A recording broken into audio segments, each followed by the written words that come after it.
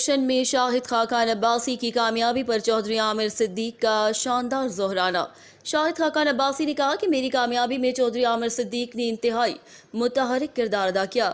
عوام، تاجر برادری اور خصوصاً چودھری عامر صدیق کا شکر گزار ہوں۔ میاں مجتبیٰ شجاع الرحمان نے کہا کہ مسلم لیگ نون کل بھی مسلم لیگ نون کا کلا تھا اور انشاءاللہ آئندہ بھی مسلم لیگ نون کا کلا رہے گا۔ پاکستان مسلم لیگ نون ٹریڈز ونگ لاہور کے وائس چیئرمین اور لوہا مارکیٹ مصری شاہ کے مرکزی صدر چودھری عامر صدیق نے حلقہ این 124 لاہور کے ضمنی الیکشن میں سابق وزیر اعظم شاہد خاقان عباسی کی تاریخ ساز کامیابی کی خوشی میں لوہا مارکیٹ مصری شاہ میں ظہرانے کا اہتمام کیا۔ اس موقع پر سابق صوبائی وزیر میاں مجتبیٰ شجاع الرحمان، آغا محسن منیر، چودھری عثمان عامر، میاں محمد عثمان، چودھری محمد بشیر کمبو، انعام الحق بٹ، سید اویس شاہ زیدی سمیت تاجروں اور مسلم لیگی شہریوں نے شرکت کی۔ شاہد خاقان عباسی نے تقریب سے خطاب کرتے ہوئے کہا کہ این 124 کے ضمنی الیکشن میری کامیابی میں چودھری عامر صدیق اور ان کی ٹیم نے انتہائی متحرک اور اہم کردار ادا کیا ہے۔